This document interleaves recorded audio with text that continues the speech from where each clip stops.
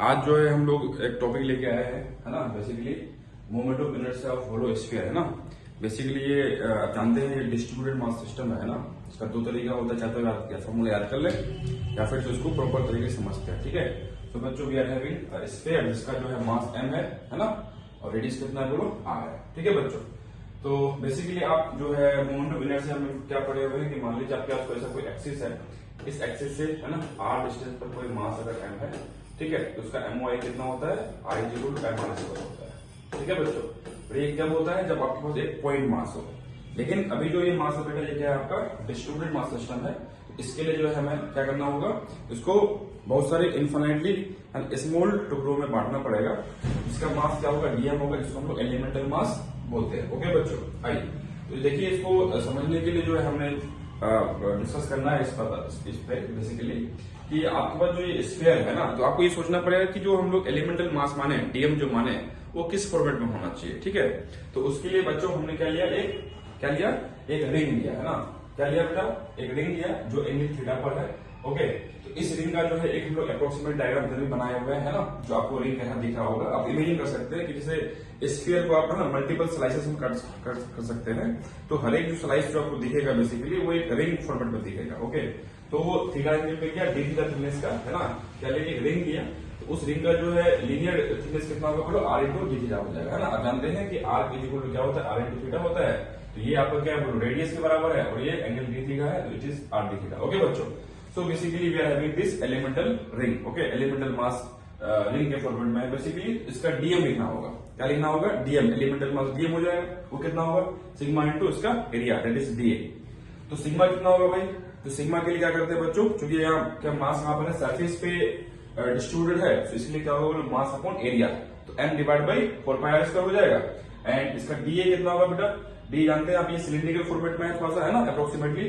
तो we can have that क्या 2πr circumference into इसका विड्थ कितना है r d थीटा। तो डीए कितना होगा 2πr × r d थीटा। ध्यान रखिएगा ये r क्या है बोलो, ये r क्या है बोलो, स्मॉल r है, जो रेडियस ऑफ क्या है, एलिमेंटल रिंग है। और कैपिटल R क्या है बेटा, कैपिटल R स्फीयर का रेडियस है, ठीक है, दोनों अलग है।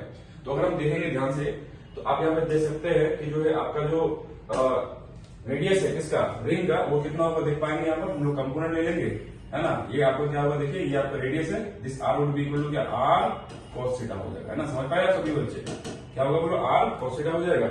इसलिए जो हम लोग यहाँ पुट कर सकते हैं, dA = 2πr cos theta × r d theta. So it will give you dA = बोलो कितना, 2πr² × cos theta × d theta. जो बच्चों हम लोग इसको पुट कर देंगे इसमें dA और सिग्मा का वैल्यू पुट कर देंगे, तो you will be having dm = m/2 cos theta × d theta. बातें क्लियर है। तो ये एलिमेंटल जो रिंग लिया, एलिमेंटल जो मास है बेसिकली रिंग के फॉर्मेट में, इसका जो मास कितना होगा, डीएम होगा, वो कितना होगा, m/2 cos theta × d theta हो जाएगा, ओके।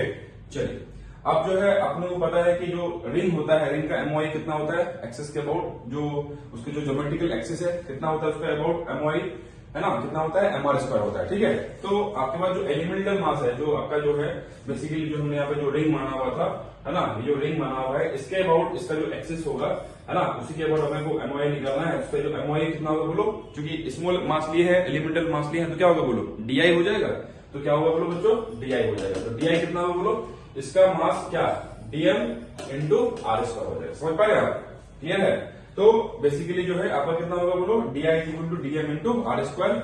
मास किसका बोलो, उस एलिमेंटल रिंग का, रेडियस किसका बोलो, उस एलिमेंटल रिंग का। बातें क्लियर है। और अभी हमने कैलकुलेट किया, डीएम कितना होता है बताओ, m/2 cos theta × d theta हो गया।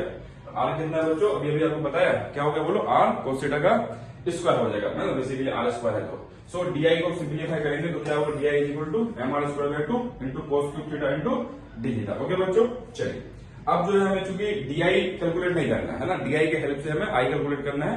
तो हमें क्या करना पड़ेगा बोलो, DI को इंटीग्रेट करना पड़ेगा, दोनों साइड हम इंटीग्रेट करेंगे, it will give you I। And इधर कितना है बोलो, mr² कांस्टेंट है, और cos³ d थीटा का इंटीग्रेशन करना है। अब चूंकि आपको देख पा रहे हैं यहाँ पे थीटा क्या है, वेरिएबल है, तो लिमिट किसका होगा बोलो, थीटा का होगा, ओके। थीटा कितना कहां से कहां होगा, देखिए आप इस डायग्राम को ध्यान समझिए। ये थीटा है, बेसिकली ये रिंग कहां होगा, कुछ रिंग यहाँ पर भी होंगे, कुछ रिंग यहाँ पर भी होंगे, ये पूरा इस तरह से रिंग्स बनेंगे। बातें क्लियर है। तो ये जो थीटा होगा आपका क्या होगा, मिनिमम थीटा ये वाला होगा, इट इज हाउ मच बोलेंगे, -π/2, और ये अपर मोस्ट कितना होगा बोलो, +π/2, ओके बच्चों। तो सो ये पूरा स्फीयर को कवर करने के लिए हमारा जो लिमिट आएगा वो कितना आएगा बताइए, -π/2 से लेकर π/2, जो आप उसको सॉल्व करेंगे माइनस π/2 से π/2, तो आपका क्या आंसर आ जाएगा, बोलो I = 2/3 mr²। ओके बच्चों, ये हो गया आपका क्या, बताइए MOI of sphere about it's geometrical axis. बातें क्लियर है? ठीक है। तो सर एक बात ये आती है कि सर ये cos क्यूब थीटा का जो है इंटीग्रेशन कैसे करेंगे, तो बच्चों थोड़ा सा वीडियो जरूर लंबा पड़ा है, ठीक है, तो इसको मैं समझा देता हूँ, है ना, कि cos क्यूब थीटा को कैसे इंटीग्रेट करेंगे। देखिए तो बच्चों cos क्यूब थीटा को हम लोग लिख सकते हैं कितना, बोलो cos theta into cos square theta, and cos square theta is nothing but it is 1 - sin square theta. Okay, so instead of integrating cos cube theta with respect to d theta we can have cos theta into 1 - sin square theta into d theta. तो अगर बच्चों हम लोग sin theta equal to u put कर दे, आप देख पा रहे हैं, इसको डिफरेंशिएट करेंगे तो क्या होगा, बोलो cos theta into d theta is equal to क्या होगा, बोलो du हो जाएगा बच्चों। एंड आप बताइए ये जो cos theta into d theta ये क्या बन गया, du बन गया, एंड 1 - sin स्क्वायर थीटा लिखा हुआ है, तो क्या लिख सकते हैं बताओ, 1 - u स्क्वायर लिख सकते हैं। तो आप इसको इजीली आप इंटीग्रेट कर सकते हैं, बताइए 1 - u स्क्वायर इंटू du, तो du अंदर भेजोगे तो क्या होगा, बोलो du minus u square du, तो du का इंटीग्रेशन कितना u, एंड u स्क्वायर कितना होता है, बोलो u3/थीटा।